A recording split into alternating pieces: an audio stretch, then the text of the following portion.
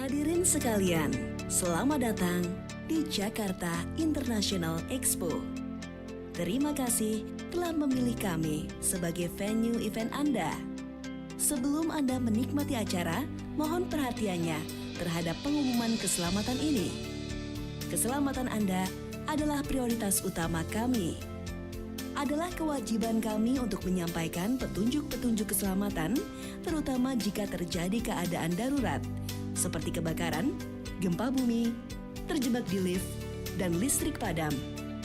Bangunan ini dilengkapi dengan alat pemadam kebakaran, alat pendeteksi kebakaran, sistem alarm kebakaran, pengeras suara untuk pengumuman, dan pintu keluar darurat untuk evakuasi. Silakan luangkan waktu untuk menemukan pintu keluar darurat dan jalur evakuasi terdekat Anda. Terdapat 3 titik kumpul, 1 berada di area depan bangunan ini, dan 2 lainnya berada di area parkir timur dan barat. Jika Anda mendengar alarm kebakaran terus-menerus, harap tetap tenang dan jangan panik. Dengarkan pengumuman dari pengeras suara atau ikuti instruksi petugas penanganan keadaan darurat di gedung Anda. Selama evakuasi, selalu ikuti petunjuk petugas yang memandu Anda dan perhatikan beberapa hal berikut ini. Segeralah menuju pintu keluar terdekat dan jangan berlari. Silakan menuju titik kumpul dengan tertib. Jika Anda berada di lantai 2, segera turun ke lantai dasar melalui tangga. Bantu penyandang disabilitas dan ibu hamil. Jangan membawa beban berat. Lepas sepatu berhak tinggi. Tetap tenang selama berada di titik kumpul.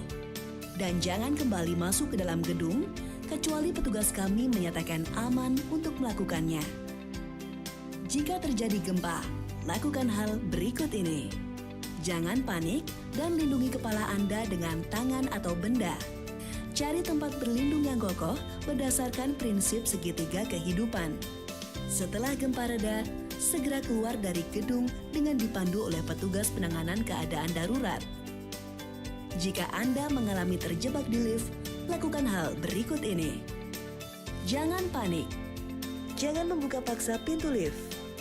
Tekan tombol darurat. Bicara dengan operator lift atau security. Tetaplah tenang sampai bantuan datang. Jika listrik tiba-tiba padam, tetap tenang dan jangan panik. Listrik akan menyala beberapa saat kemudian dengan bantuan generator. Beberapa hal yang dilarang selama beraktivitas di gedung ini. Dilarang merokok, kecuali di tempat yang disediakan di luar gedung. Dilarang memindahkan peralatan penanggulangan keadaan darurat tanpa berkoordinasi dengan petugas safety and security. Dilarang membuang sampah di sembarang tempat. Demikian petunjuk keselamatan ini. Demi keselamatan kunjungan Anda, patuhilah peraturan tersebut dan nikmatilah kunjungan Anda di Jakarta International Expo.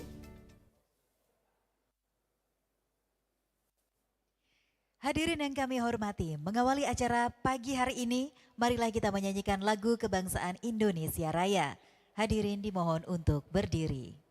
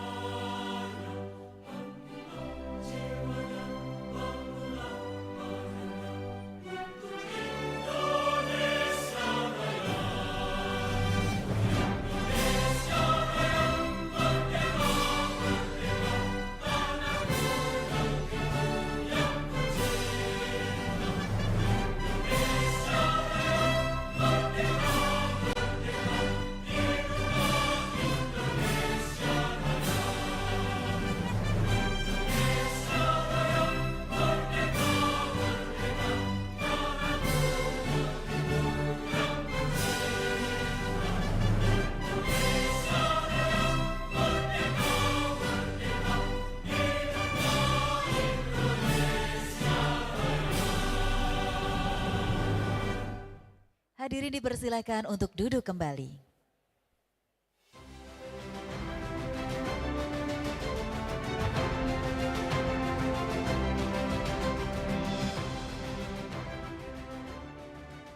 Assalamualaikum warahmatullahi wabarakatuh. Selamat pagi, Om Swastiastu, Namo Buddhaya, salam sejahtera bagi kita semua.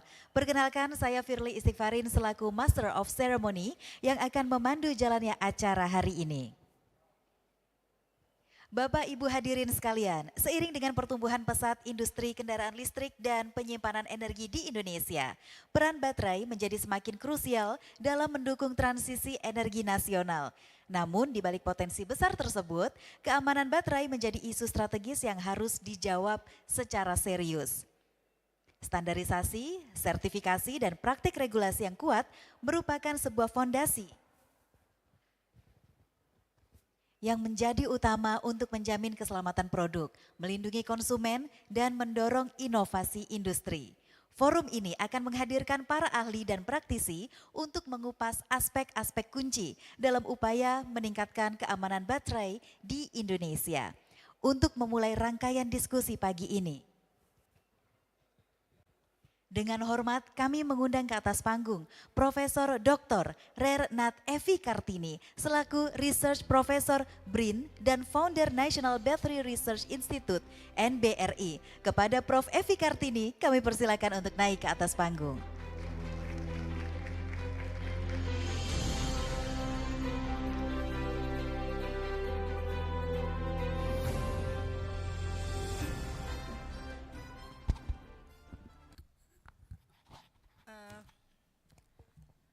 Selamat pagi untuk semua peserta, narasumber. Good morning everybody. Would like to give appreciation to you for coming to this morning sessions. We have the Indonesia and Energy Storage Roadmap to support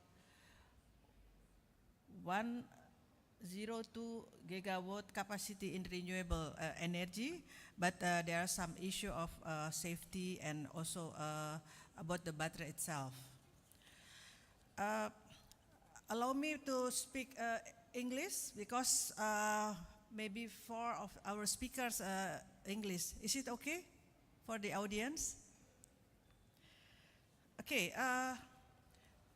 Indonesia's battery market is experiencing rapid growth, with the Indonesia battery market expected to reach USD 266.55 million in 2025 and grow at a CAGR of 14.30% to reach US dollar 520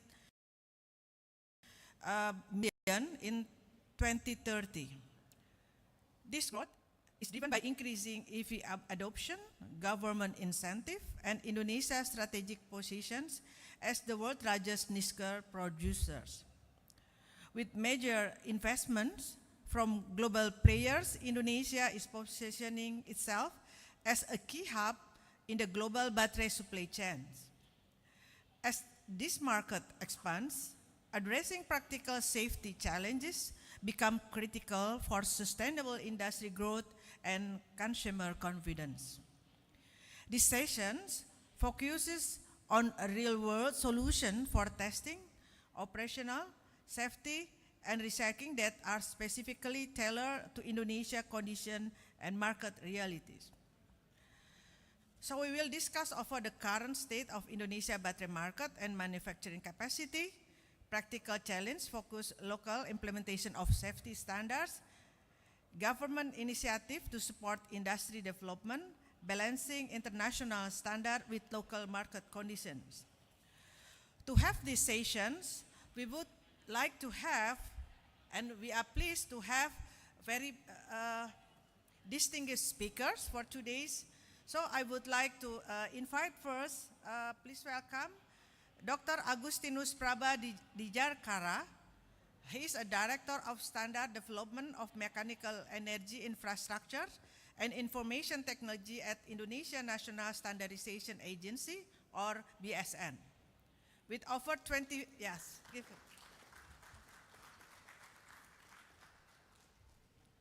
With over 25 years of expertise in metrology and standardization, Dr. Prabha has served as Director of Laboratory Accreditation at BSN, guest researchers at Korea Research Institute of Standard and Science, and long-standing delegate to the Asia Pacific Metrology Program. He holds a PhD in the science of measurement from the University of Science and Technology in Korea and has been instrumental in advancing Indonesia's standard and accreditation system. Once again, applause. Okay, I will call all the speakers here. Our next speakers will be Mr. Hal Levy, a mechanical engineering graduate from Cornell University, USA, with over 40 years of international experience across Asia, Africa, Europe, and United States. He began his career at Schlumberger and later held senior roles at SGS before moving into entrepreneurship and global fund management. For the past 11 years, Mr. Levy has served as a Director of Corporate Strategy and Business Development at PT Karsurin Tbk Indonesia, leading independent testing, inspection, certification company, where he has been instrumental in shaping the company's growth and strategic direction. We give applause to the second speaker.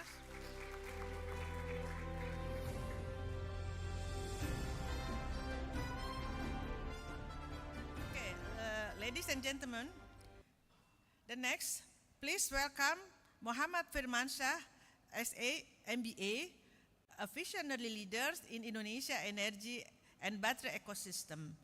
He currently serves as CEO of PT Infinity Energy Indonesia, advancing green and safe energy solution under the Infian Power brand, as Program Director at the National Battery Research Institute, or NBRI, and he is also Executive Director of ID Battery. He has been instrumental in driving research, skill development, and industry collaboration to strengthen Indonesia's role in global battery innovation. In addition, he provides strategic oversight as Commissioner as PT Sarana Laboratorium Instrumentation, and also he is also the Manager of Client Acquisition at Karsurin. So please welcome and give applause to Mr. Firmansyah.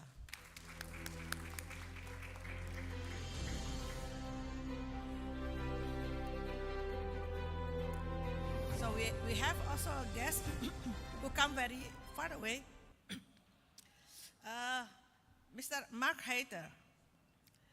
He is the Business Development Manager at Atlas Copco, specializing in EV electronics with a focus on emerging products such as inverters, onboard chargers, and converters.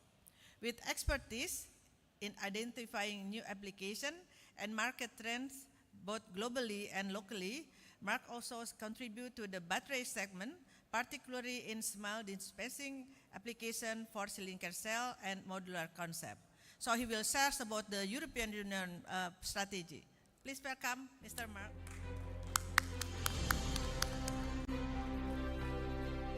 And finally, so we have Mr. Jae Uncheon. So I know him well. Please welcome. He is currently the Director of Total Business Development in micro EV mobility ecosystem, Hyundai Kevico Corporation. Please welcome. So, Mr. Jae, with the consortium from Korea, really support how his awareness of the safety. So one of the product of the LG have been certified by SNI 8872, maybe the first in Indonesia. So because safety is most important. Once again, we give applause.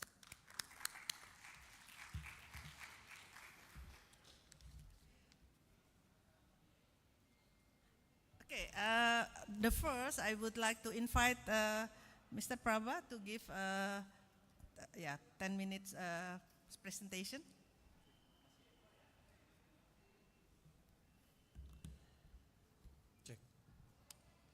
Oke, selamat pagi Bapak dan Ibu sekalian. Good morning, distinguished speakers. Thank you, Professor Effie, for the invitation to give a keynote speech in this event. My name is Probo Driarkara. I am from BSN, the National Standardization Agency of Indonesia.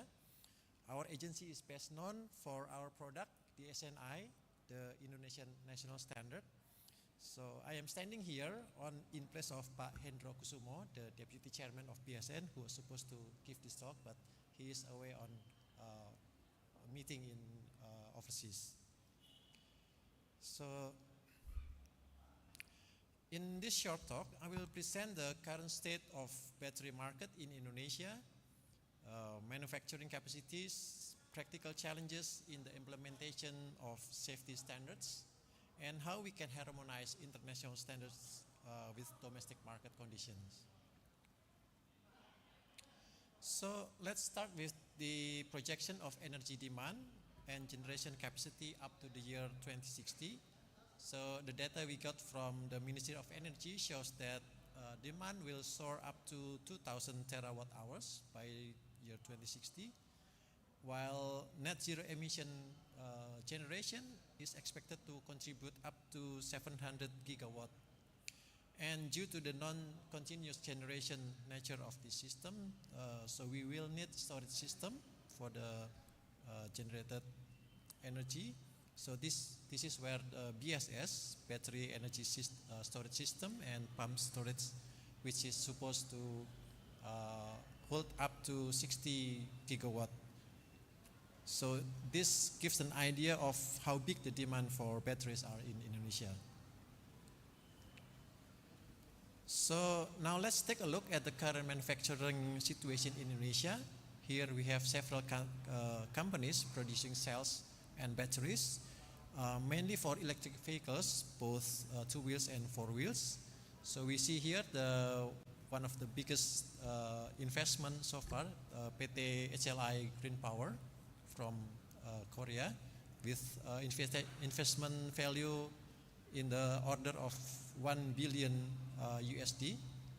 And then we also see some other companies specializing in four-wheel and two-wheels batteries. So what are the challenges in implementing standards related to battery safety? So on the industry side, we need to see to what extent they are aware of the standards and what it takes to implement these standards. And we also need to see at the current condition of the existing quality infrastructures, namely the availability of certification bodies and testing labs. And some standards are implemented through government regulation, or what is known here as mandatory standards. So this also requires the government agencies to identify which standards need to be made mandatory and how to formulate the regulation to carry out the standards. So what do we do as BSN? We develop and provide standards to those who need to implement it. We disseminate awareness of the standards. We help improve industry and CABs, the conformity assessment bodies, to implement the standards.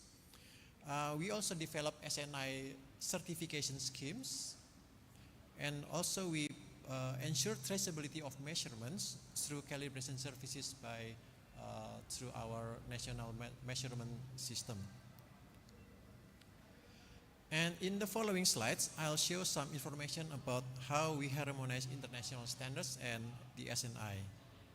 So if you look at what do we standardize, how we standardize batteries, we standardize battery in the aspect of performance, the safety, and then the environmental impact, and also the aspects regarding to circular economy.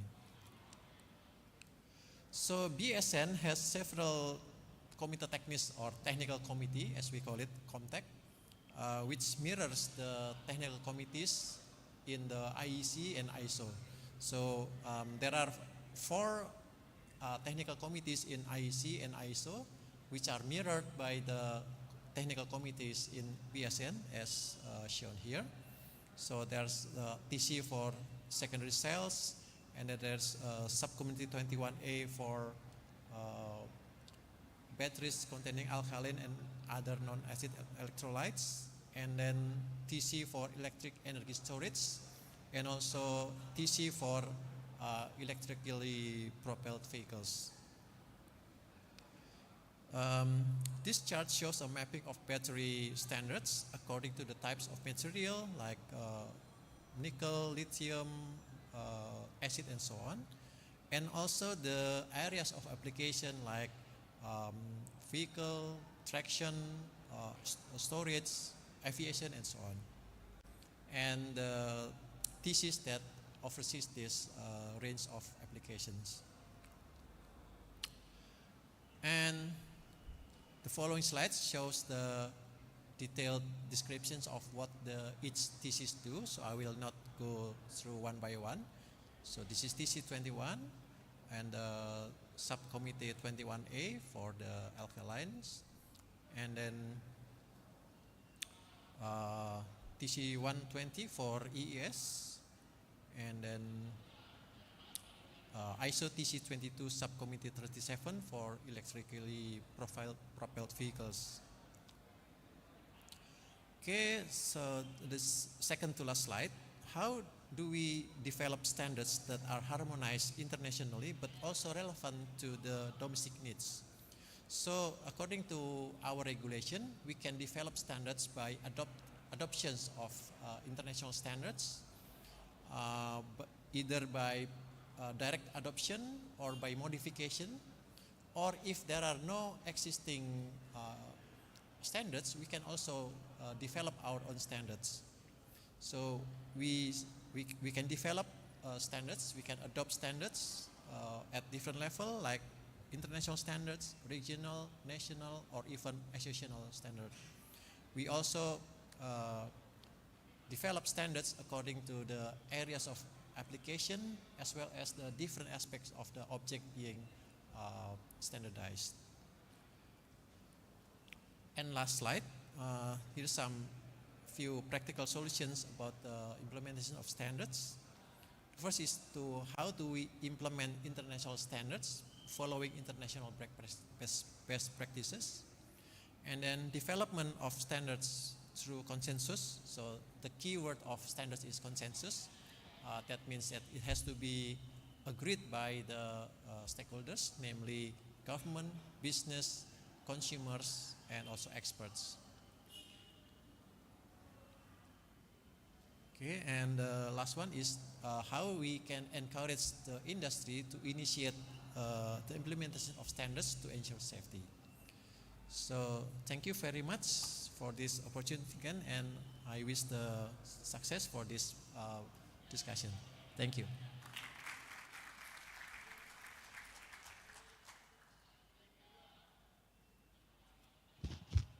Thank you very much to Mr. Prabha from National Standardization Agency.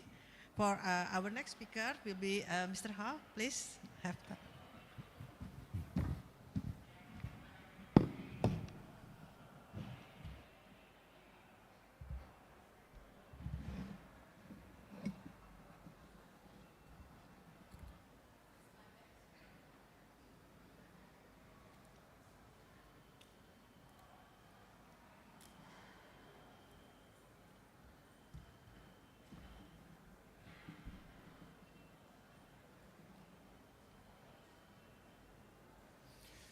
Okay, good morning everybody, selamat pagi semuanya.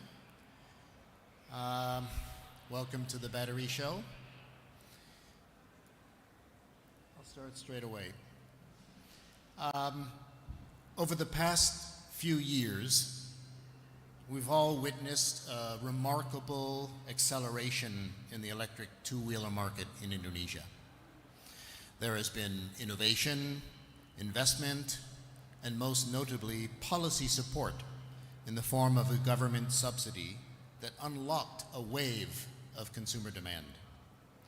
that as we meet here today, the landscape looks very different. Sales of two-wheelers have declined sharply, factories are slowing down, and conversations that were urgent 6 months ago are, well, they've gone quiet. What happened?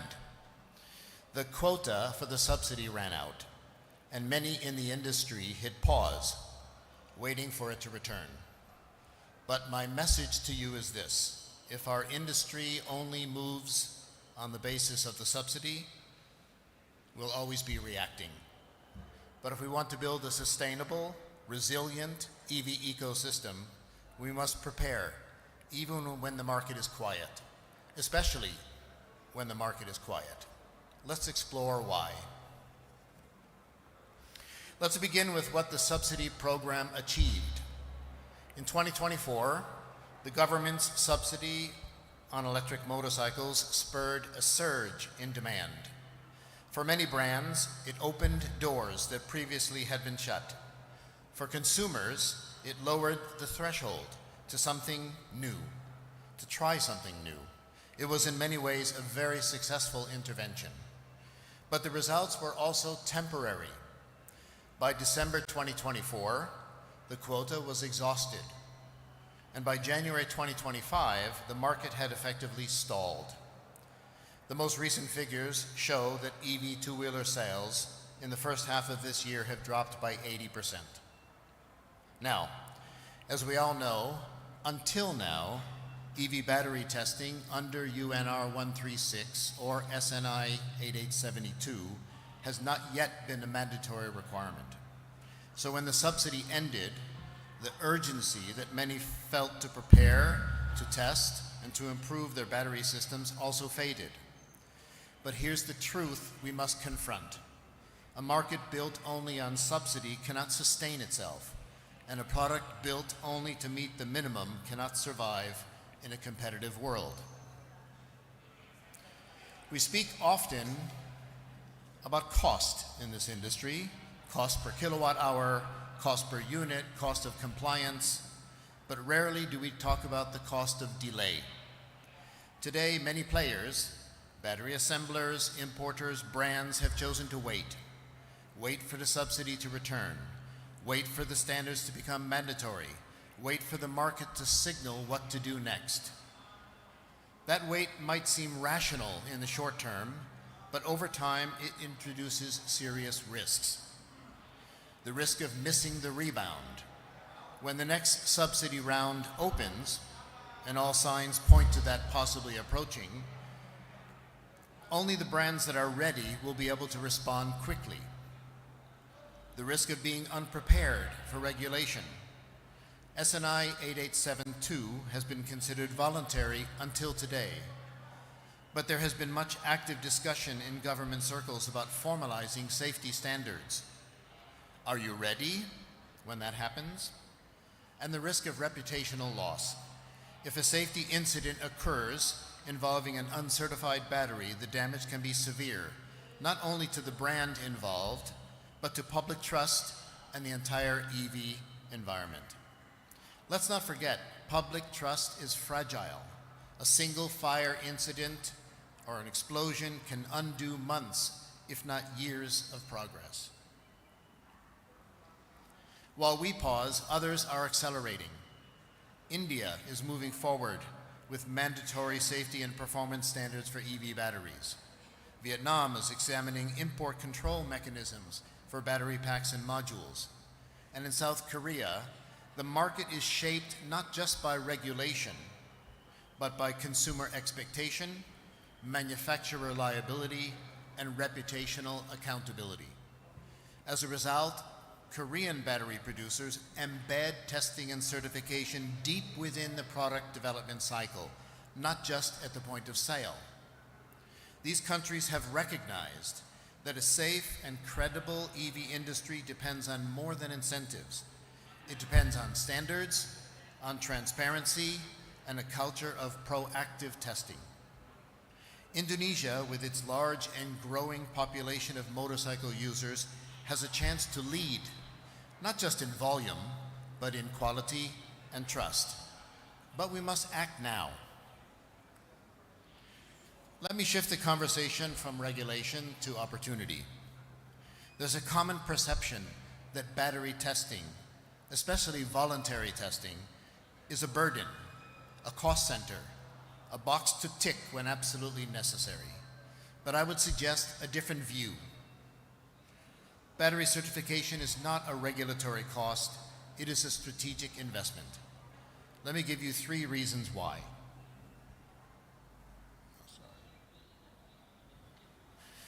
First, market differentiation. In a crowded market with new players, many offering similar price points and features, what will set your product apart? Certification provides assurance, not just to regulators, but to dealers, fleet buyers, and end users. For supply chain efficiency, certified battery packs are more likely to be accepted by logistics partners, leasing providers, and insurance companies. Some insurers are already beginning to ask for battery data before offering EV-related insurance coverage. And resilience in changing policy. If your battery is tested and certified to international standards, you are ready, while others are scrambling. In other words, testing is not about today's market. It's about owning tomorrow's market. We're now in a unique moment. Sales are slow, the market is quiet, there is uncertainty about when the next subsidy will be launched. Many have seen this as a time to step back. But I believe this is the best time to step forward. Use this time to test new pack designs, validate thermal performance and mechanical resilience, build a data set that proves range, durability, and safety, not just in theory, but under certified conditions. But the market is waking up again, and it will move fast. Just last week, the Department of Transportation, Land Transportation, with an amendment to existing regulations, has effectively made UNR 136 battery safety testing mandatory in order to obtain an SUT license to put your motorbike, two-wheeler, on the road. So those who act now will have the confidence and the credentials to lead the market. As a testing and certification company, our role is not to slow innovation, it's to enable it. We operate the most advanced battery testing laboratory for EVs in Indonesia. We are accredited for UNR 136, fully aligned with SNI 8872, performance testing numerous parameters, and expanding our scope to UN 38.3 for battery transport safety. But what makes a testing lab truly valuable isn't just the equipment, it's the approach. We don't just run tests and issue reports. We work side by side with our clients to solve design challenges, to share meaningful data insights, and help them get to market faster with confidence and compliance. Let me close with a simple thought. Leadership is not doing what's required, it's doing what's right before it's required. Waiting for a subsidy to return, waiting to comply with the new regulation, waiting for someone else to take the first step, that's not a growth strategy, that's a delay strategy. Let's not build our future on delay. Let's build it on readiness, safety, and trust. The quiet period won't last forever. The next wave will come, and when it does, those who tested early, improved quietly, and certified proactively will be the ones to lead the market. Thank you.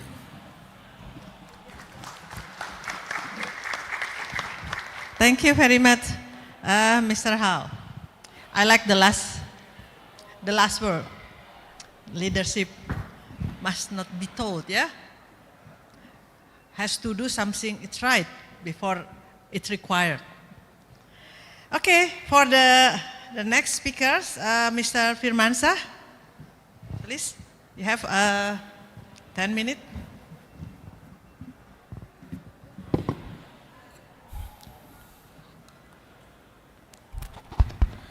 Oke, Assalamualaikum warahmatullahi wabarakatuh. Salam sejahtera bagi kita semuanya. Om Swastiastu, Nama Budaya, Salam Kebajikan, Rahayu Rahayu. Yang terhormat Prof. Evi dan juga para speaker dan juga innovator di acara Battery Show. Izinkan memperkenalkan diri, nama saya Muhammad Firmansyah. So because all here is participant in Indonesia, so let me talk in bahasa.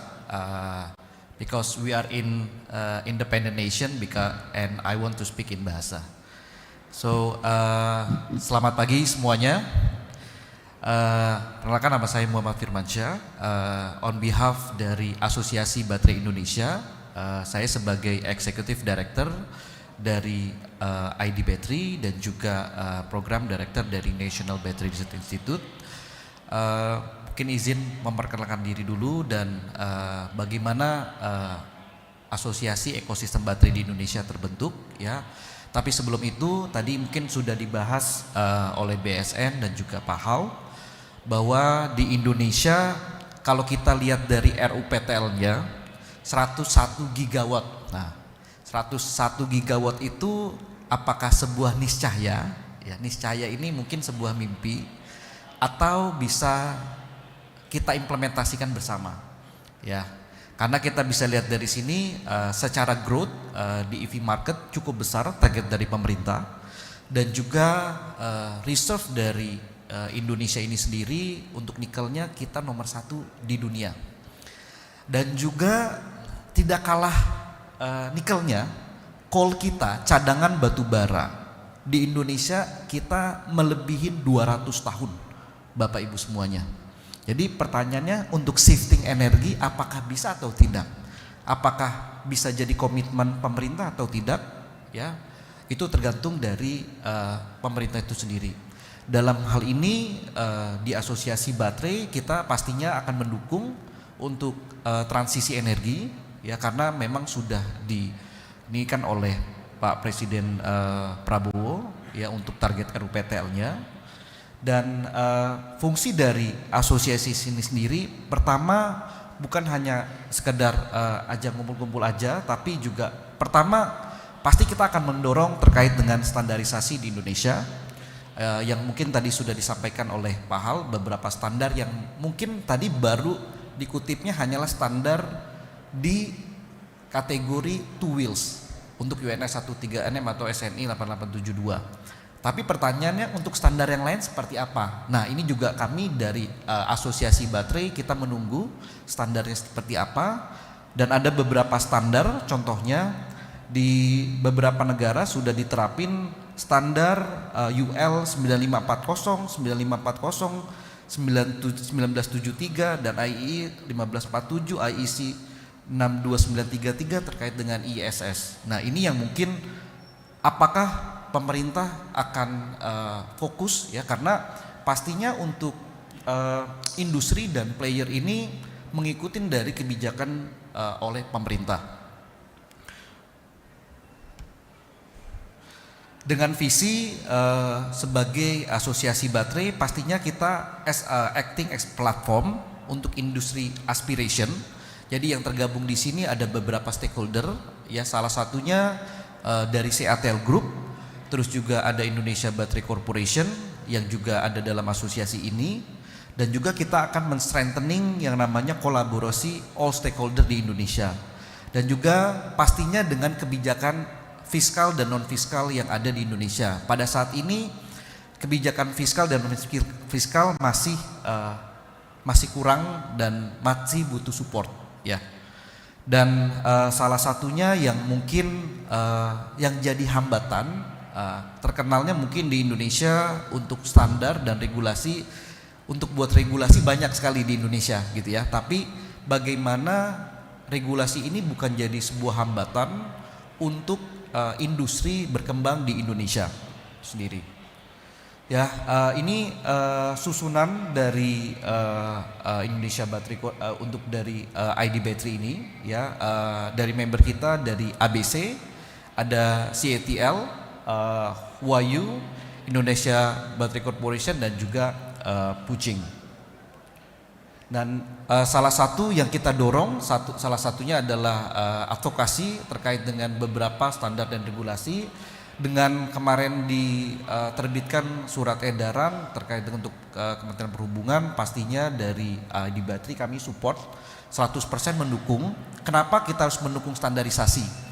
Pastinya karena kalau tidak ada standarisasi, banyak player-player yang tidak berkompeten bisa masuk ke negara kita, ya kan? Apakah baterai yang ada di Indonesia ini semuanya juga baterai baru atau bagus, ya kan? Nah, itu yang mungkin perlu dipertanyakan.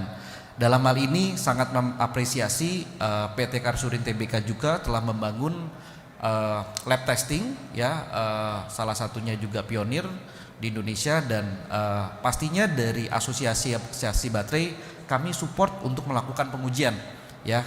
Dan yang kedua ini mungkin membahas sedikit terkait dengan profil-profil dari member dari asosiasi. Salah satunya ini ada ABC yang dimana ini local hero juga di ekosistem baterai Indonesia, dan pastinya juga dari ABC berstatement akan memajukan industri baterai di Indonesia.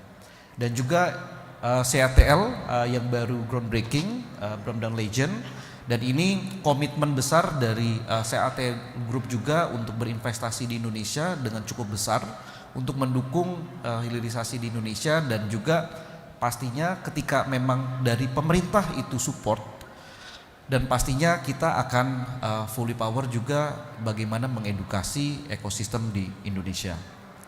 Dan juga ini joint venture antara IBC dan CATL ini alhamdulillahnya di Indonesia sekarang sudah ada pabrik baterai, ya, yang sudah terpadu, ya, dari hulu sampai hilir, dan harapannya bukan hanya pabriknya aja yang terbangun, tapi juga ekosistemnya dan standar insentif yang diberikan pemerintah harus cukup adil, ya, karena saya selalu berstatement mungkin kemarin diberikan insentifnya salah insentif gitu, ya.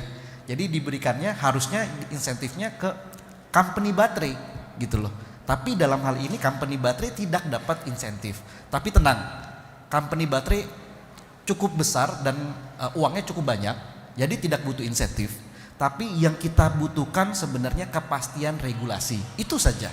Kita hanya membutuhkan kepastian regulasi, standarnya tidak berubah-berubah. Jangan pas ntar zaman pemerintah sebelumnya berikutnya berubah lagi, ya, itu yang sebenarnya diinginkan. Dan ada hal yang cukup menarik di Indonesia. Jadi kalau Bapak Ibu berinvestasi di Indonesia, ini harus melewatin 9 kementerian. Nah, setiap kementerian mempunyai kebijakan-kebijakan yang berbeda dan KPI yang berbeda. Nah, ini yang kita harapkan dari asosiasi baterai.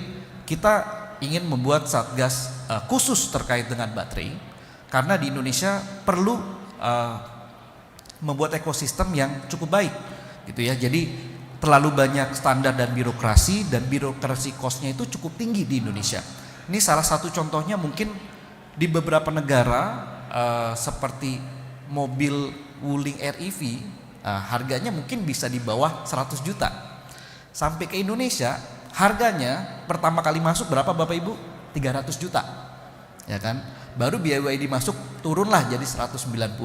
Tapi sedangkan mobil-mobil yang di luar semuanya mosilatnya 80 juta. Pertanyaannya, apakah HPP-nya atau COGS-nya mahal? Bukan. Jadi HPP-nya tidak mahal. Yang mahal itu adalah izin permit dari setiap proses yang harus dilaluin. Saya mau ngomong bukan sekedar yang bagus-bagus aja, tapi ini kenyataan, sebuah aspirasi dari teman-teman di asosiasi baterai. Kita tidak minta insentif dari pemerintah untuk asosiasi baterai, tapi kita hanya minta kebijakan yang reasonable dan sustainable. Oke. Next. Oke, mungkin itu aja dari Asosiasi Baterai Indonesia. Terima kasih. Dan kita cukup apresiasi karena alhamdulillah saat ini Indonesia mempunyai pabrik baterai dan juga butuh support dan dukungan Bapak Ibu semuanya untuk memajukan ekosistem baterai Indonesia. Bila fiq walidayah, wassalamualaikum warahmatullahi wabarakatuh. Om Santi Santi Om. Assalamualaikum. Thank you. Thank you for Mr. Firman for as the association. I just catch the last. They don't need the incentive, but they need the what? Regulation from the government. Yeah, must be fixed, must be simple. Okay, let's we discuss. But please, Mr. Mark. Okay, give applause. So, hello everybody. Thank you very much for the opportunity to speak here on the battery show. My name is Mark. I hope my presentation is as well simple, because we are now talking about a little bit more complex things, The topic here is dispensing application for modern battery manufacturing. So I will focus here a little bit on the battery manufacturing process, the new trends, and as well give an outlook about the sustainability. But let me start first with a short company introduction. So we, the Atlas Copco Group is a Swedish company founded roughly 150 years ago. We are in more than 70 countries all over the world with 55,000 employees. Within Atlas Copco Group we have several divisions. Most customers know us from Compressor Technique, which we also have a booth here, but we also do Vacuum Technique and Power Technique. I'm from the Industrial Technique area, where we have the Industrial Assembly Solutions, and there we have several kind of joining technologies what are needed to produce a battery. So we are talking about dispensing machines, K-flow fastening, tightening, and as well to ensure a secure battery process or manufacturing process. We also have several kind of vision solutions what can be combined with all the toolings. So the dispensing challenges in modern battery manufacturing. Maybe first let's have a look at the trends or what we have seen so far. So at the beginning, and I have started, battery came up. There are different kind of cells on the market, so cylindrical, pouch cells, prismatic cells or blade cells. And at the beginning we see a lot of modular concepts. So the customer have built a battery module, and this battery module have to be placed in a battery tray. So you have similar modules, and then you assemble this battery tray to the car body. This means a heavy battery. So therefore, meanwhile, we see more and more space utilization. The customers like to reduce the space. We see here higher integration called CTP, so cell to pack, or at least there are some customers, they're doing cell to car. So therefore, with the cell to car, you have the battery module as an integrated part of the car body. And if you're doing this, you have different needs to such kind of battery, because this battery also have to need the structural. If you have, for instance, a crash test, so this battery also have to absorb this kind of energy. So the influences on this kind of manufacturing can be sorted in 4 pillars. So one is the production trends, so everybody like to be speedy and more efficient. We see more trends to this kind of simplification, but we see as well new dispensing materials on the market for several different needs, and therefore maybe you need as well a new technology, what is influencing your manufacturing as well. And last but not least, and what is getting more important, is the legislation trends. You can see some regulations from the EU market to recycling of such kind of battery modules, or if you would like to set up a production, you also need to consider some cybersecurity things. So let me introduce the upcoming applications, what we can see with this new battery trends on the market. So one is a thin layer application. Here a battery tray will be sprayed with a thin material. So this thin material increase on the one hand side a structural stiffness and also do the electrical insulation and protect the battery from environmental influences like moisture or exit. And therefore several different kind of application processes are possible. The next thing is foams. So we see more and more foams upcoming, and this kind of foams can be used, for instance, as a sealing, as a structural, or for fire propagation, or at least as a combination of that. As an example, if you're talking about the fire propagation, you'd like to build a safe battery, so the customer or the consumer have to be safe. So if you have, let's say, a crash with this car, then you need a certain time to park the car and to get out of the car, take the kids out of the car, and therefore you need also foams, or foams are a possible solution to have a safe battery. So the four main needs is one thing is the structure of the foam, so it held the foam held the batteries in place. So you have some reduction of the vibration, so damping properties.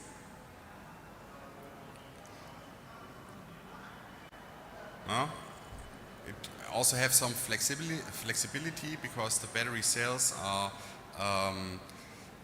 expanding and contraction by loading and unloading. Yeah? So this foam also take this kind of flexibility, and at the end of the day you can build a more lightweight car. Yeah? What at the end of the day it means you can need less energy and your driving range would be much more longer.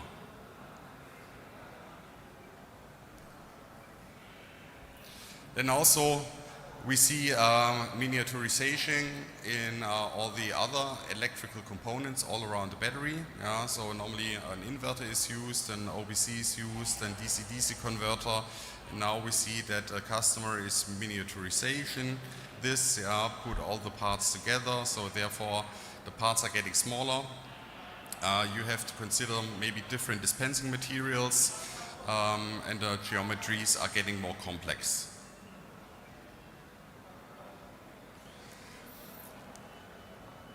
So if we have a look on the sustainability, and there, it's a little bit then as well the influence of the government on regularities and such kind of norms the industry is getting. So for example, we have here in Europe a recycling regulation. This was released in 2023.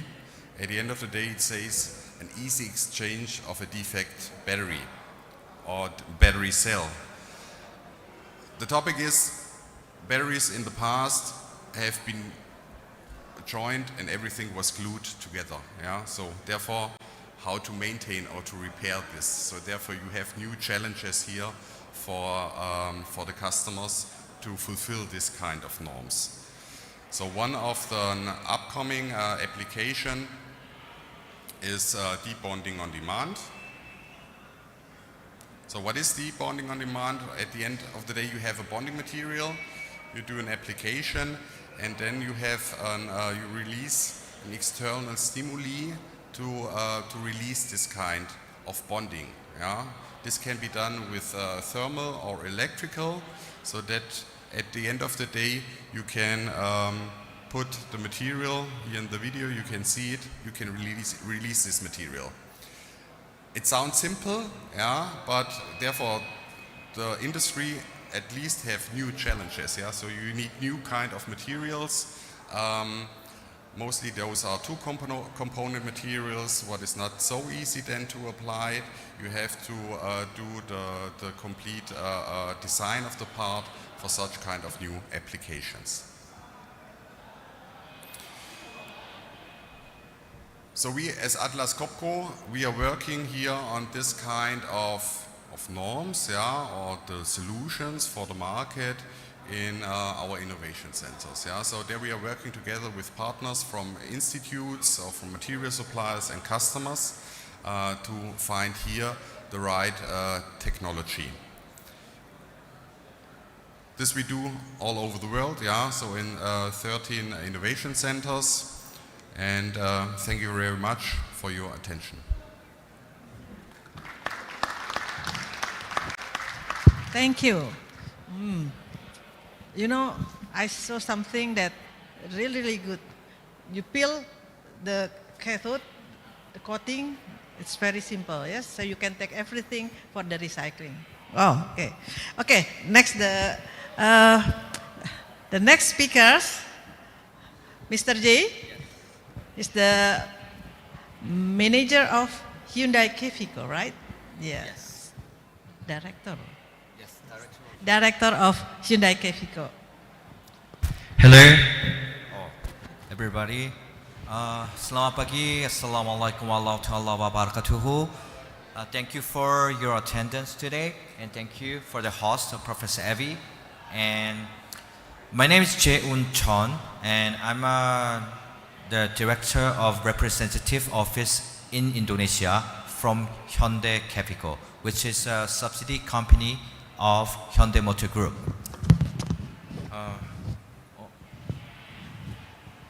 This is our business model for structure basis, starting from the supply chain, products, infra platform, and the battery reuse and recycle basis.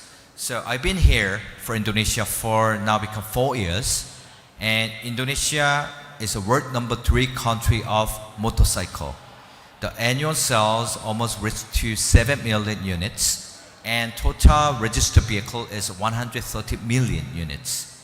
This is a huge volume, and under this, we create the full micro EV ecosystem solutions. First, Indonesia has the regulation of supply chain we call TKDN, TKDN.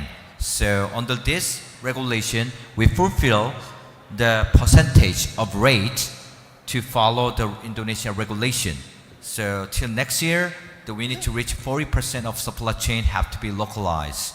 And starting from year 2027, it have to reach to 60%. And after 2030, it have to reach to 80%. Based on that, how we prepare? Yeah, reach to 40%, yeah, we already complete. But to reach to 60%, yeah, we need to ready for the batteries, have to be localized. Not even the pack, we need the cell, have to be localized. So we talk with LG with 60% rich solutions, and the battery percentage is 40% from the total TKDN. Then how we manage this 40%? Do we have to invest a cell at the time of moment?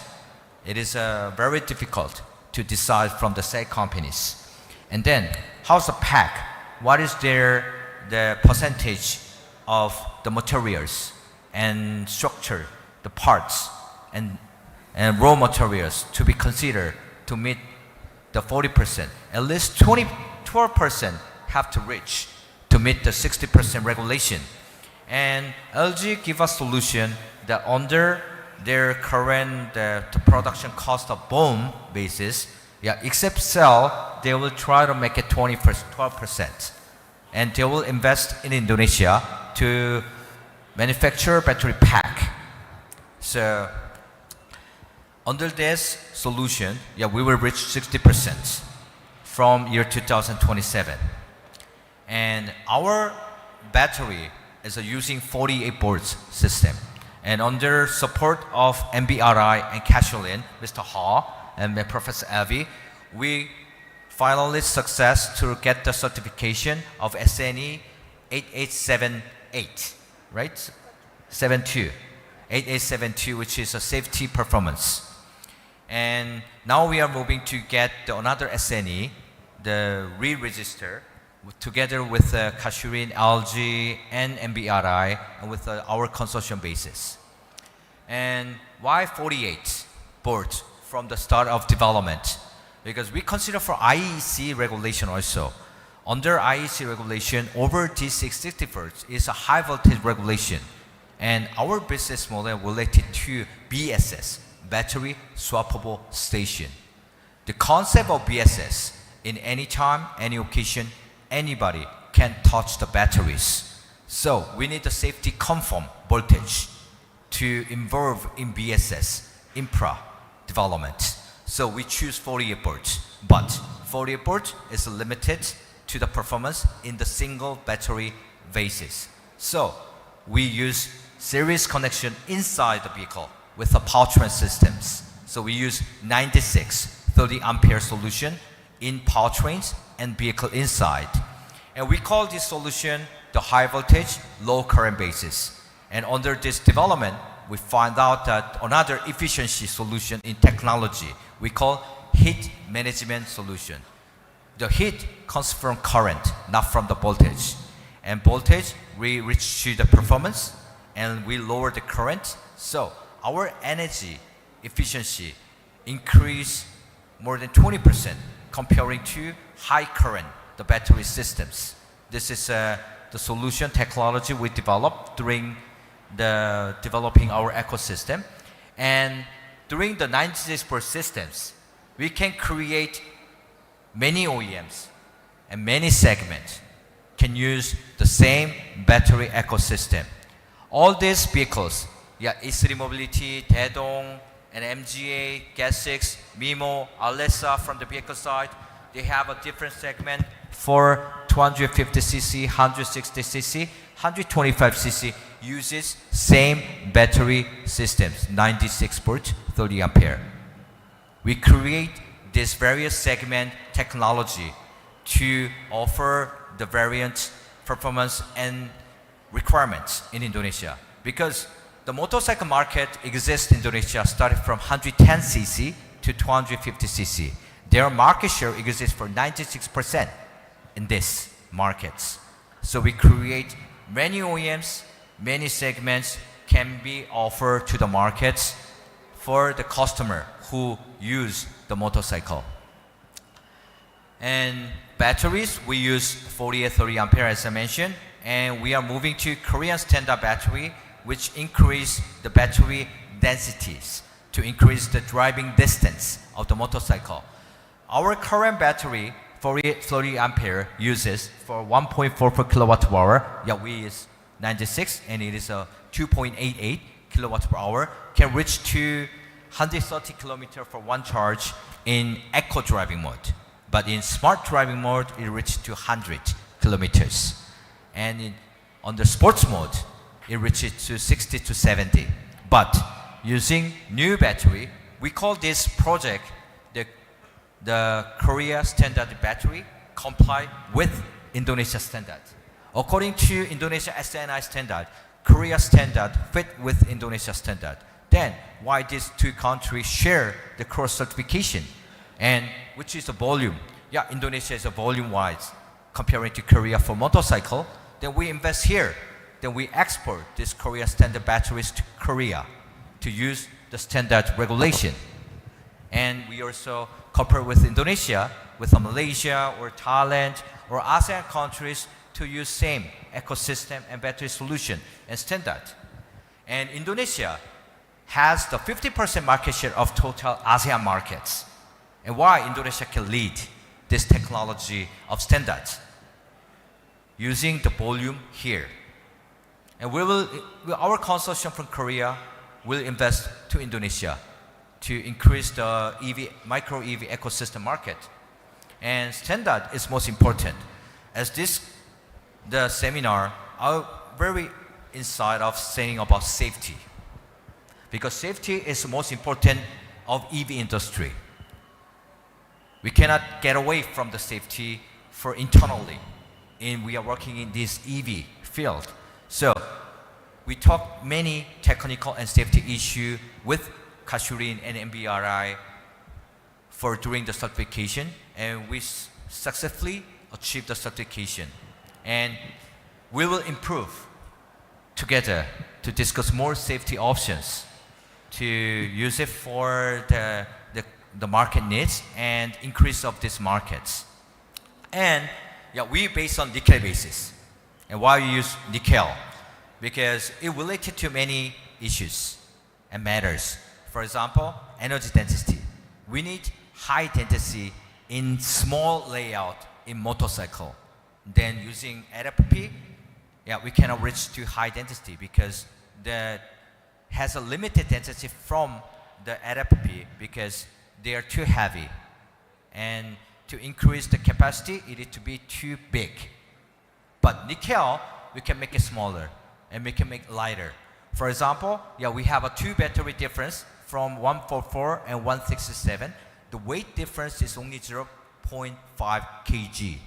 So this is nickel. And also nickel, yeah, it costs high in the beginning of investment, but we create reuse battery cells for solar panel ESS solution in cost of 40% of new batteries. Yeah, we can create the 60% safer than first investment. And we can create recycle from the nickel and mangan through the black mass, the facility solutions. Then we can create more the cost efficiency through our nickel full circulation business model. And we talk a lot of things with battery cell and battery pack company, how we can use it for reuse. For example, yeah, they always talk about SOC, SOH. They're starting from 100% SOC and SOH. Then how many SOC percentage we can use? Yeah, we talk about cell companies down to 65%. Then how we use it for motorcycle? How many percent we use it for motorcycle size? And how many period of BSS have to use to get the deprivation of their ROI situation? And under our development, yeah, we make it 6 years, use it for motorcycle, and our SOH becomes 85%. And decrease of 50% sometimes will be very critical issue for the customers because they decrease the driving distance. So we make it 85, and then starting from 85 up to 65, we will use reuse. Because for energy, the renewable energy solution, for example, PLN, the minimum contract for solar panel is 20 years or 25 years.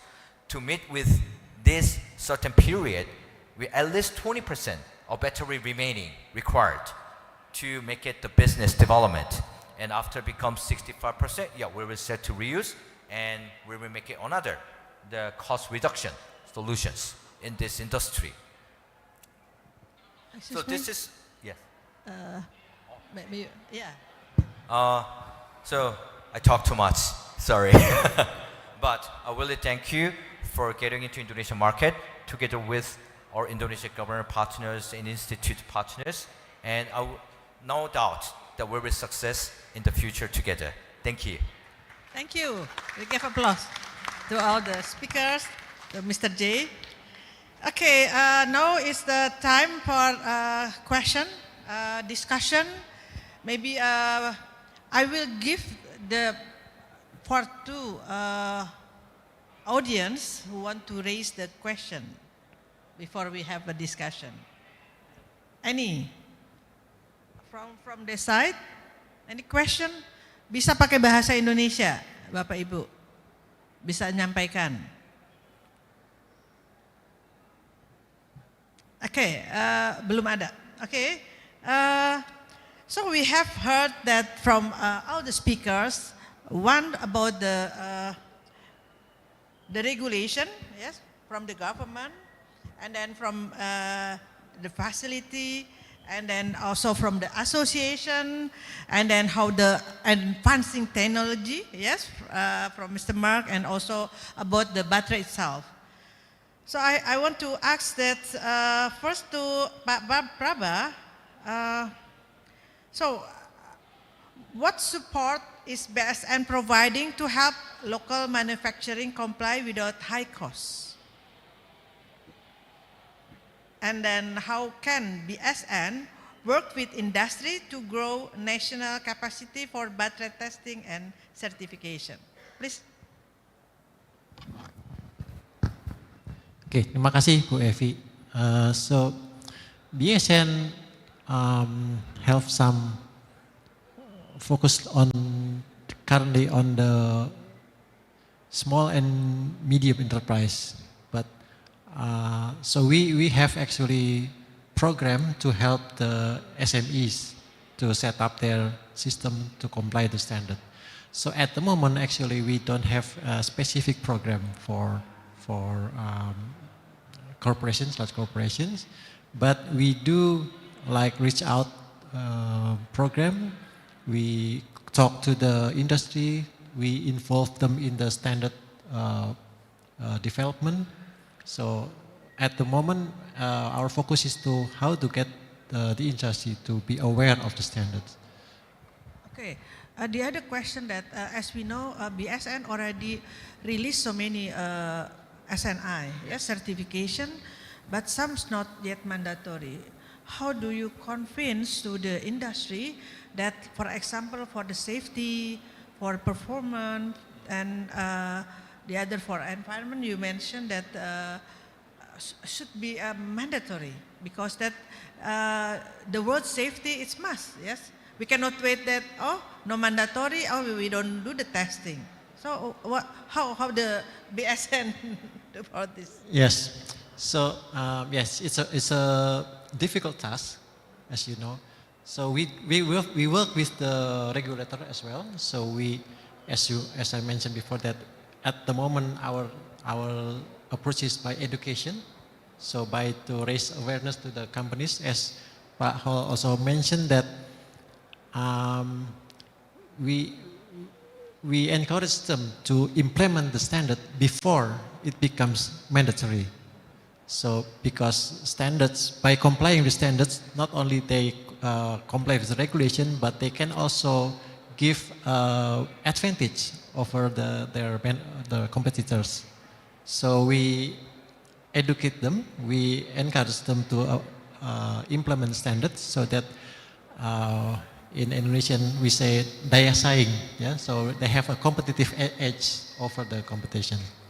Okay, thank you. So I think it is will relate it with Mr. Hal mentioned, quiet period. Quiet period, it's something that you have to do something. Quiet is mean not doing anything. So in your remark, you mentioned that quiet period is the best time to prepare. What practical steps should battery manufacturer and assembly take note to be ready for the rebound in demand? Yeah, I think there's a few very concrete steps that can be taken now, not just by manufacturers and assemblers, but by brands as well. First, to ensure compliance with the new Kemenhub regulation, which stipulates that if you want to put your motorbike on the road, you need to get a license for SUT. And a requirement for SUT is to be compliant with UN 136, which is for battery safety testing. That's number one. Number two is to focus on battery performance testing. Okay, this is outside of the regulation. This is just doing testing and verification for the performance of batteries. In our experience, we've had a number of customers, especially brands that are importing batteries that are produced OEM for their motorbike, coming from, most of the time, from China, where when they receive their shipments of batteries here, the performance, especially the endurance on the road, is far, far less than their expectation.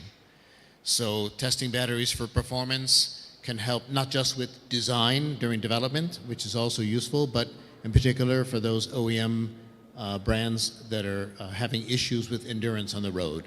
And the third point is to test and certify batteries for UN 38.3 for battery safety during transport.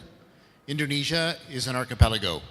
So whether you're shipping batteries or even motorbikes containing batteries from one island to another, safety during transport is very important. Or if you're exporting batteries from Indonesia to another country, UN 38.3 assures battery safety in transport. The ironic point, or maybe the interesting point, is actually by the IMO standard, the International Maritime Organization, UN 38.3 regulation for battery safety is already mandatory. The problem has been in the implementation, in the enforcement. And what we're seeing now is that in the ports throughout Indonesia, the enforcement through education, through pressure from the outside world, the enforcement is increasing. So over time, the requirement to have UN 38.3 is going to become more and more important as the months and years go by. Okay, and the other, that's Karsurin have already invested so much for the testing. Why you come to the battery segment, and then is it the future for electrification in Indonesia? It's good, the market? You think that? Yeah, yes is the answer. We're very bullish, very optimistic on the market for electric vehicles as well as EV batteries in Indonesia. Many of you have heard lots of presentations about how nickel is the key component of which Indonesia has the largest share in the entire world. That's a solid foundation. That's why companies are coming here to produce their batteries, whether it's cell or module or pack level. So yes, we're optimistic. At Karsurin, yes, we've already established our EV two-wheeler lab, but actually this is really just the first step in a 5-year plan to embed testing, inspection, and certification across the entire EV ecosystem. So that's not just EV two-wheel batteries, but safety and performance testing for four-wheel batteries, battery charging station testing and certification, as well as verification at site, ICE to EV conversion, where we have a role to play, where we have all kinds of motorbikes that can be converted. It's a very challenging environment, so how do we make sure that they are safe on the road? Energy storage systems and other repurposing applications is something that is beginning to ramp up now. And finally, battery recycling applications, which are going to become critical in the future in terms of sustainability. So at the end of the day, our goal is really to provide an integrated framework that supports the EV industry, not just for compliance, but also for innovation and investor confidence, so that this EV industry can continue to proceed successfully in the years to come. Okay, thank you. Okay, the next question to Mr. Firman, as the association that you know the current situation in Indonesia, mostly the battery was imported from abroad. Yes, so this is a gap that we would like to have, that Indonesia market so big, but we want to have that the local content or the factory in Indonesia. How the ID battery anticipate for the situation, and then how about the standard, Indonesian standard and international standard within the association? Thank you. Okay, thank you, Prof. for the question. Well, as I mentioned before in the speak before, that ID battery will actually support the regulation and the government, and we invest is more than 1 billion, of course, in Indonesian market. Yeah, it's not small money, but really big money, and we helping also for the transition energy in Indonesia. But something that we look, because our member consists only one of the big conglomeration group in Indonesia, but there are also player not related in Indonesia. For example, maybe the tier more than maybe like the tier 20 or tier 25 from abroad of China, because I see that if the government not standardized or not mandatory of this standard, well, actually from the aspect of the industry, if they do only testing, of course in the manufacturer they always do QC. Yeah, but well, actually, I'm agree to, for example, like Mr. Hal say before that, well, we must to enforce the government to make the standard. Yeah, well, for battery, our battery like CATL battery or the ABC battery, of course, we will fulfill the standard. Yeah, we ready to be tested in the lab. Yeah, but I don't think so that the other battery want to test in the testing lab. So the government maybe have take a role, yeah, to standardize and make this battery is mandatory in Indonesia because the safety cannot be bargained. Jadi safety Bapak Ibu tidak bisa dinegosiasi, ya. Kita sangat sepakat yang namanya safety itu nomor satu gitu loh. Jadi kalau di pabrik baterai, kalau ada satu yang namanya defect, itu satu semuanya bakal recall. Jadi kita nggak ada yang namanya margin of error sedikit pun, 0,001 tuh nggak ada. Jadi pasti semuanya akan recall. Jadi kita sangat support untuk yang namanya pemerintah dalam hal ini dari BSN pastinya juga harus mensosialisasi karena mungkin banyak company baterai yang nakal juga Pak, bukan member kami ya Pak ya. Kalau company member-member kami kebetulan perusahaan yang taat pajak dan juga mensupport pemerintah. Tapi ada beberapa mungkin company-company yang hanya cuma trading Pak. Nah itu yang mungkin harus disosialisasikan. Sekarang siapa aja yang punya izin impor bisa berjualan motorcycle Pak. Nah itu yang mungkin harus ditertibkan, dalam hal hemat saya ini harus ditertibkan karena dari asosiasi kita akan propose ke pemerintah untuk membuat baterai paspor. Ketika sudah kita implement baterai paspor itu tidak ada akses lagi untuk yang namanya player-player yang nakal untuk di industri baterai ini. Jadi karena nih industri baterai ini harus kita jaga Pak supply demand-nya. Kalau kita tidak jaga supply demand-nya harganya hancur Pak. Banting-banting harga, habis itu standarnya tidak terjamin. Nah yang namanya safety itu pasti mahal Pak. Safety itu nggak ada yang murah Pak.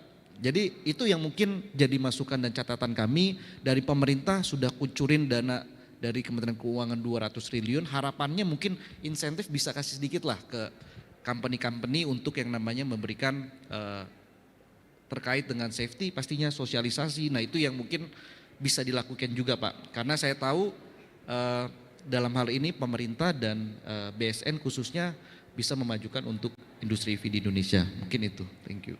Okay, thank you. So it is important. The association also support, yes, for the mandatory of the safety. So I go to Mr. Mark. Yes, in your presentation you show that really the advanced technology, yeah, different. First the form of the battery, yes. Currently the blade battery, and then the way of the printing, yes, the coating, etc. So with this new technology, will it change the whole world manufacture because some is already exists, yes? Yeah. Yes. So let's say we are more or less on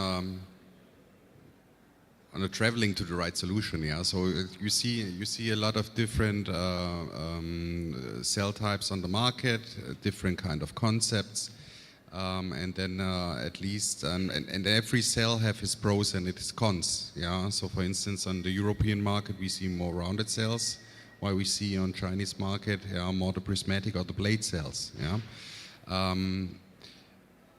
Therefore, yeah, we have a lot of challenges there, yeah, and based, let's say, on the different regulations in the different countries, yeah, also this kind of manufacturing processes will be changed, yeah. So we try to be as close as possible to the customer, yeah.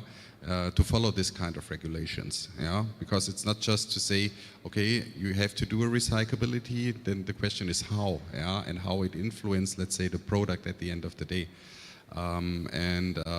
Yeah, I think we are good prepared for that, yeah. So we are still working with a lot of OEMs and battery manufacturers together to find the right solution. But at the end, I would say EV is the future, absolutely, yeah. It depends a little bit how fast, yeah. If we say 2, 3, 5 years or 10 years, yeah, but at the end of the day, EV will be the future. So the EV change due to the battery change and due to the material and also the technology. So one more question to you, it says European Union's actually already facing the battery passport in 2027, right? Yes, soon. And then also I heard that a quote of the safety in European or in Germany, no one injured. So something like that.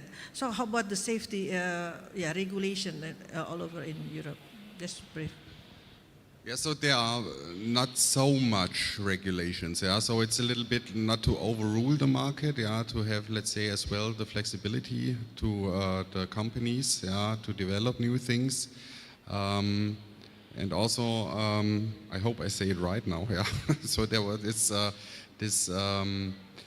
safety, so if the car starts burning, yeah, there was, at the beginning, there was no regulation. At the end, it was companies, they said, okay, I give a promise to my consumer that he is safe 10 minutes, yeah, and then I think China came and say 12 or 50 minutes, something like that, yeah, so this was a little bit a challenge, but at the end of the day, I don't know the norm in 2027 by 100%, yeah, but I think there is also something mentioned about this.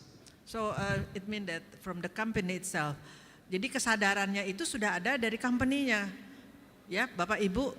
Jadi kalau di Eropa itu kalau tidak terstandar, walaupun tidak mandatori, ya dia tidak akan menjual itu ke masyarakat. Itu intinya. Okay, so Mr. J, I think you mentioned that Korean is leading in the battery. It's just battery manufacturers, production, and now. The consortium of Korea, slowly but soon you have this all ecosystem. So how you convince the government first to have this invest in Indonesia in this not only 4-wheel, yes, because the manufacture of the battery already also in Indonesia, and why you as the foreign company manufacture, but you want to do the first as the leader in the safety, right? You mentioned. So it must be something that beyond that to have that. Sir, under the current speaker, the presentation, I got very insight from the Mr. Muhammad presentation called battery standardization has a performance, safety, and environmental impact, and also circular economy. This is and also Mr. Ha said about subsidy. We don't depend on subsidies. This is very important for the going forward the economic markets.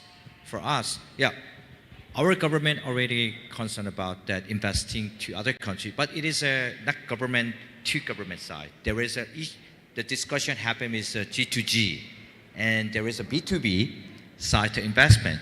So for B2B side, for us, for Hyundai, LG, we already invest here, HA Green Power Indonesia for the cell, but it is the pouch cell that which use customized to Hyundai motor only.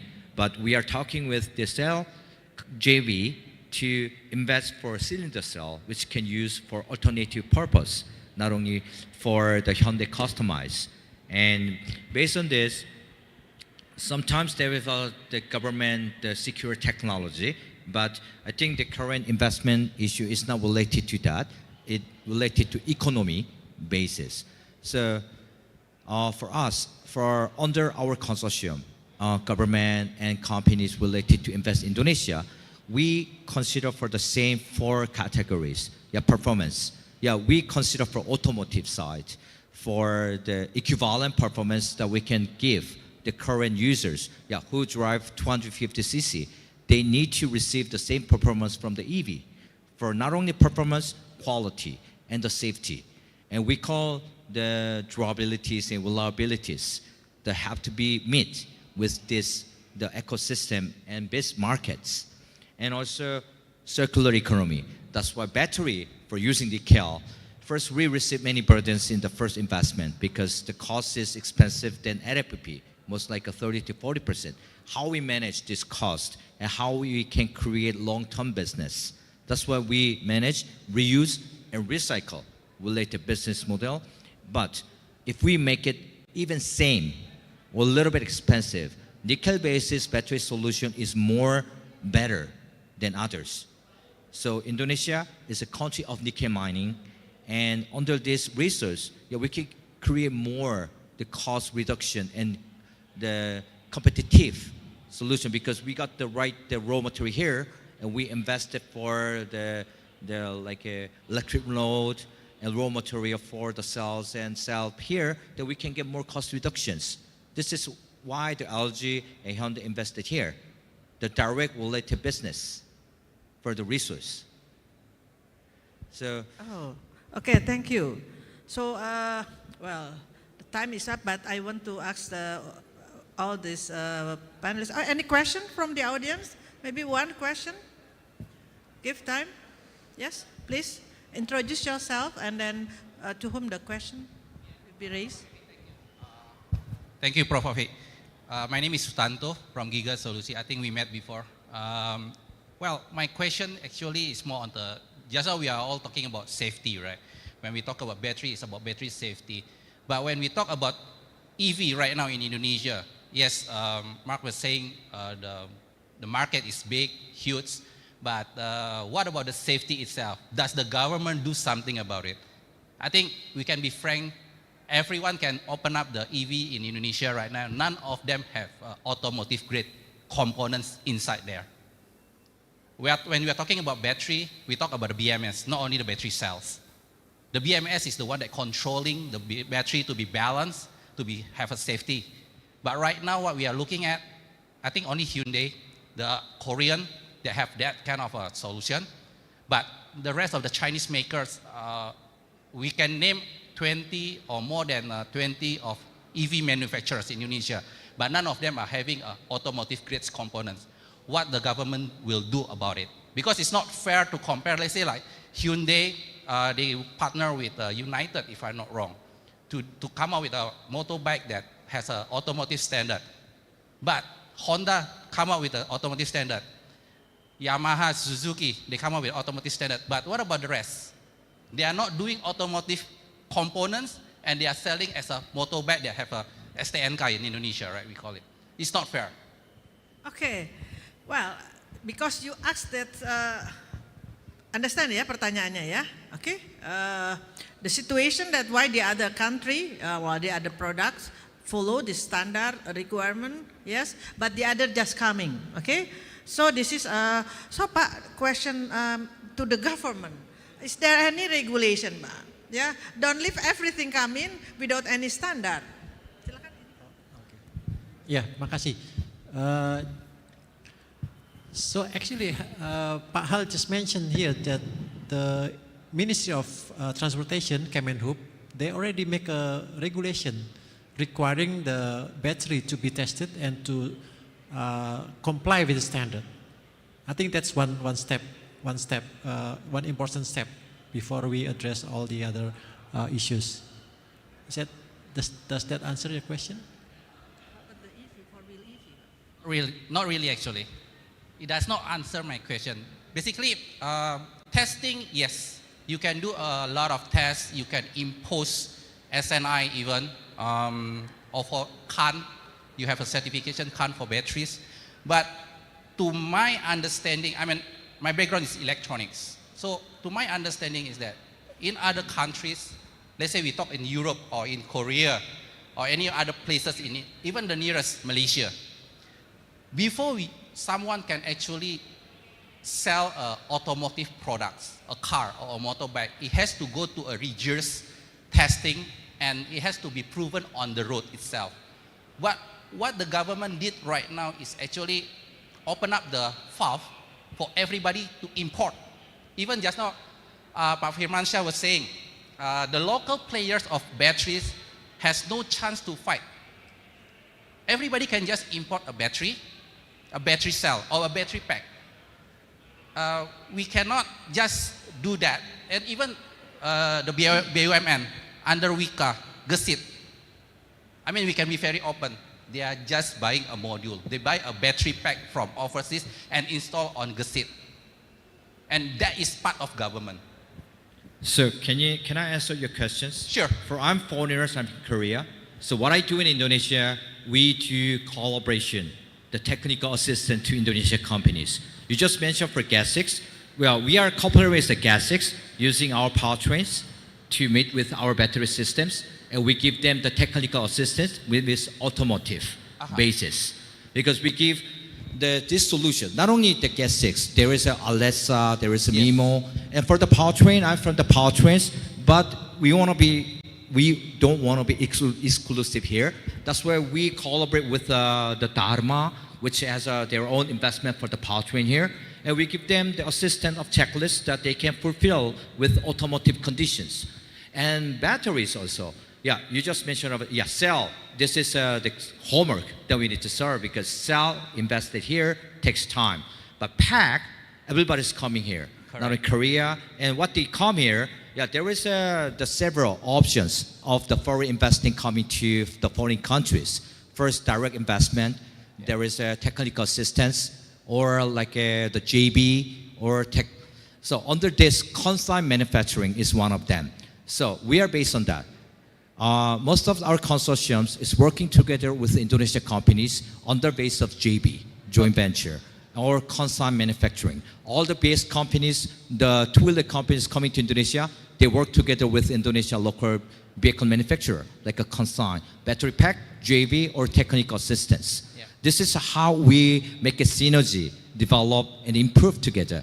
Yeah. And under this, government support was for SNE. So first, we challenge too much because nobody wants to the SNE in here. It's same happen in Korea because when standards harm, they need to meet the standard and they need to invest and cost high. They cannot just import from cheap products which is not qualified. Yep. So I really respect for the government. Very short time, Indonesia complete the SNE. This is a fact. Korea takes 10 years to get the standard. But Indonesia take 3 years making a standard of the safety.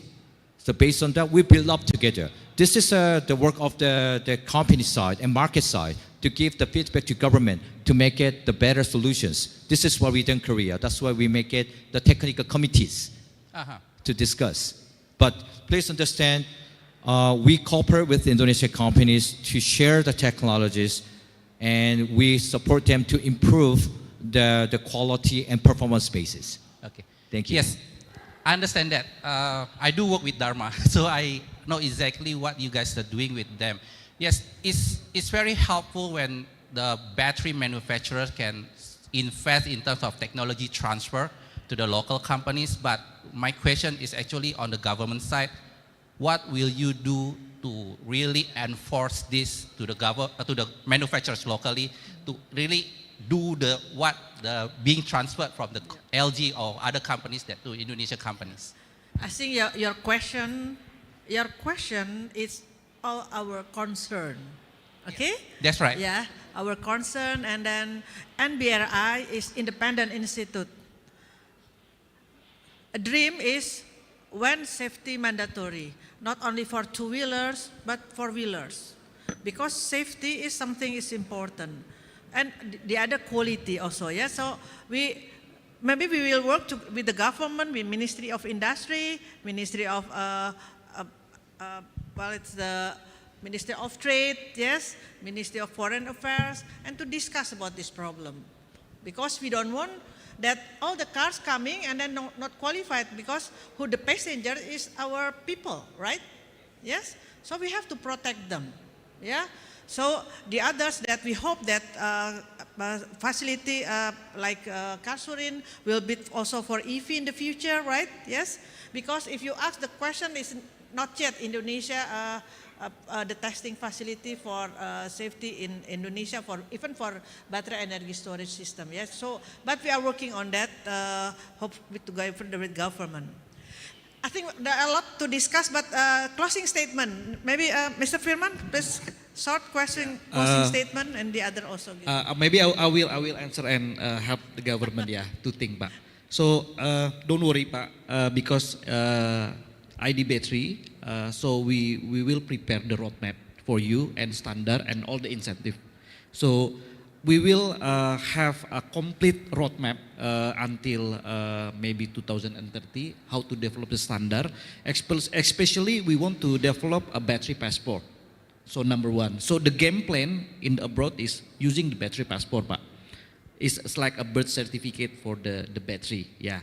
And mungkin satu hal ya Pak ya, tadi dari pertanyaan tadi sebenarnya di Indonesia itu buat standar apakah lebih hebat dari Korea, tadi disampaikan Mr. J, lebih hebat Pak, 3 tahun Pak, itu sangat luar biasa dan sangat diapresiasi. Cuman mungkin di Indonesia kurangnya adalah fungsi kontrol Pak. Di mana-mana selalu terjadi seperti itu. Ini mungkin salah satu case-nya, saya juga punya garment di pakaian bayi. Itu SNI pakaian bayi ini wajib Pak. Itu kalau saya dapat sidak dari kepolisian atau apa, saya harus bayar 5 miliar Pak. Kami takut ketika saya ketemu pakaian bayi saya itu tidak ada SNI-nya, itu kita dapat harus bayar 5 miliar Pak ke oknum-oknum terkait. Nah mungkin ini fungsi pengawasan ini harus dilakukan Pak gitu loh. Jadi standarnya macam-macamnya sudah oke, wah banyak lah standar Indonesia. Jadi Indonesia itu untuk buat regulasi standar tuh jagonya Pak, DPR semuanya Pak. Cuman implementasinya itu nggak konkret Pak. Itu loh, kami di industri itu simple Pak. Di industri itu kita nggak butuh insentif, kita nggak butuh Pak. Yang penting standarnya itu konkret, ya kan? Standarnya ini nggak berubah-berubah, ya kan? Kita nggak perlu insentif. Kalau mungkin perusahaan motor butuh insentif lah Pak, kuota Pak. Perusahaan baterai nggak butuh Pak. Kita yang bayar kok, kita yang support pemerintah kok Pak. Investasinya besar, tapi yang kita harapkan dari pemerintah adalah komitmen pemerintah. Kalau memang ingin mengejar 101 gigawatt seperti judulnya tadi, ya kan? Saya juga ada di industri surya ini, yang penting regulasi tidak berubah-berubah, itu aja simpel Pak. Kita pengusaha yang bayar pajak kok, besar ke negara. Tapi kita harapin yang namanya pemerintah pastinya mendukung dan mensupport untuk ekosistem baterai khususnya agar kalau misalkan yang namanya konsumennya aman, ya kan, pasti kan industrinya juga cuan ya Pak ya, gitu ya. Mungkin itu closing statement dari Asosiasi Baterai. Terima kasih. Thank you Mr. Firman. So closing statement from Pak Hal. Ya, tadi saya presentasi dasarnya subsidi. Dan saya bisa bilang dari sisi konsumen, subsidi memang penting dan sangat efektif. Buktinya 2024 di mana kuotanya habis cepat sampai pemerintah kasih sedikit lagi, habis lagi. Dari sisi konsumen penting banget. Tapi untuk bisnis, perusahaan importer, assembler, manufacturer atau merek, khususnya sepeda 2 roda, walaupun subsidi bisa tahan 1 tahun, 5 tahun, kita semua tahu di semua negara itu sementara saja. Jadi dari sisi bisnis nggak boleh depend on the subsidi, itu bukan selamanya. Dasarnya harus kepercayaan, trust, keselamatan, safety, dan readiness, persiapkan supaya industri ini bisa tahan lama. Dan di perusahaan kita itu fokus kita, tujuan kita supaya kita bisa mencoba support industri EV supaya bisa jalan selamanya. Ya udah. Terima kasih. Thank you. Dari BSN, Pak, silakan. Terima kasih Bu Evi. So dari BSN mungkin kita sudah tidak perlu lagi bercerita tentang standar, sepertinya sudah paham semua, sudah sadar semua tentang pentingnya standar. Tapi tadi PR-nya yang seperti yang disampaikan penanya terakhir tadi, bagaimana pemerintah, bukan hanya BSN, itu bisa menjalankan standar ini gitu. Dan memang BSN ini fungsinya, kami bukan regulatornya, kami harus bekerja sama dengan kementerian-kementerian yang lain yang melakukan regulasi dan pengawasan. Kami mengadvokasi mereka, kami memberikan saran kepada mereka bagaimana membuat regulasi-regulasi yang berbasis kepada standar. Jadi itu pertanyaan penting sekali tadi. Jalannya masih panjang, it's a long road, but kita sudah start itu. Ya, terima kasih. Jadi bukan standarnya saja, ke BSN luar biasa. BSN already make the standard 2019 for the safety. surprisingly. But unfortunately, it's not being applied this is the problem, So monitoring, monitoring from all the bodies. And then finally, Mr. Mark, can you give,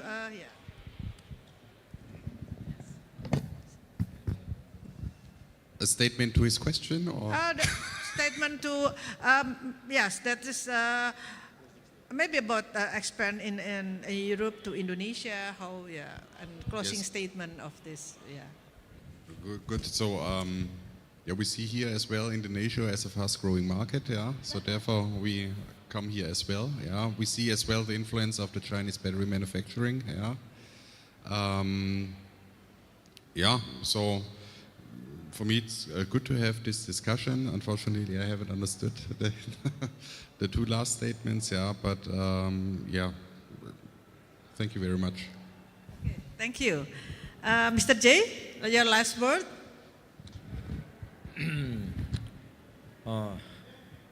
EV is a long-term business, and I think we just entered for the first step. And under this, we need too many steps to go. Sometimes we can walk, sometimes we can run, but the timing, so I think we don't lose that timing together. Thank you. Okay, thank you. So we give applause to all the speakers. On behalf the organizing committee, Pamerindo, and also National Battery Research Institute, thank you for all these distinguished speakers and all the participants already come here.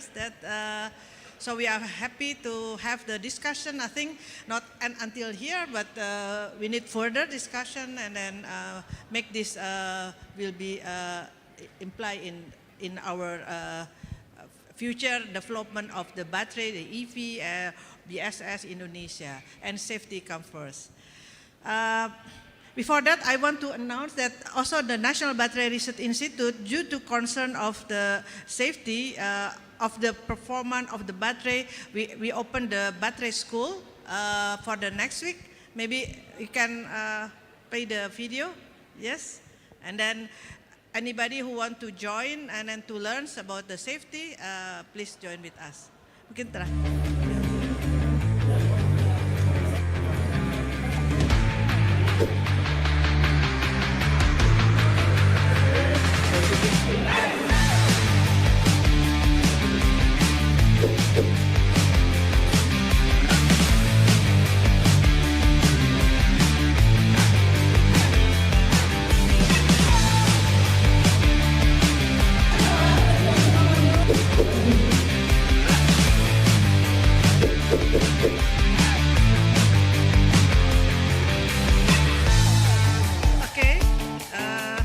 We have also about the safety in October,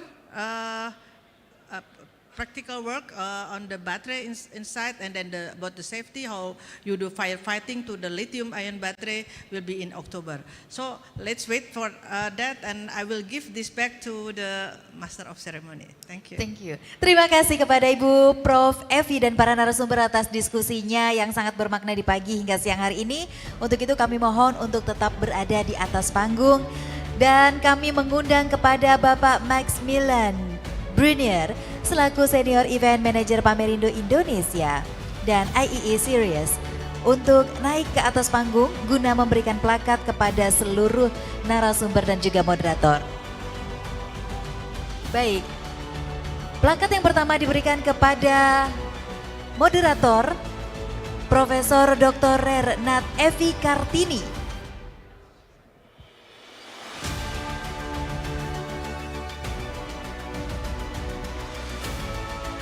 Plakat yang kedua diberikan kepada Dr. Agustinus Praba Drijarkara.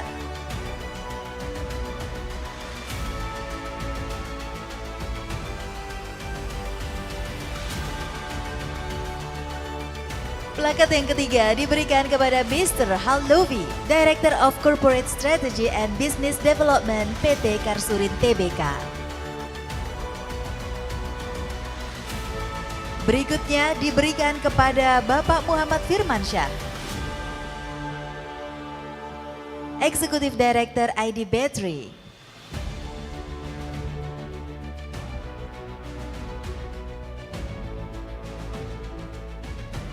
Plakat berikutnya diberikan kepada Mr. Mark Hayter, Business Development Manager of Atlas Copco.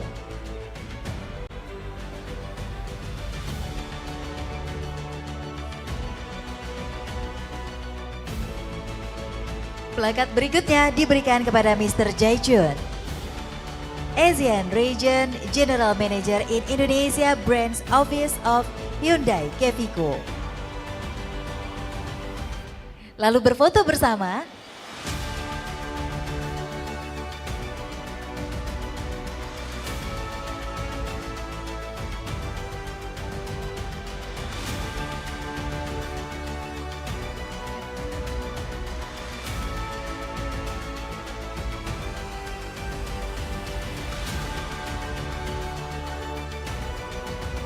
Iya, video. Baik, take video dulu ya.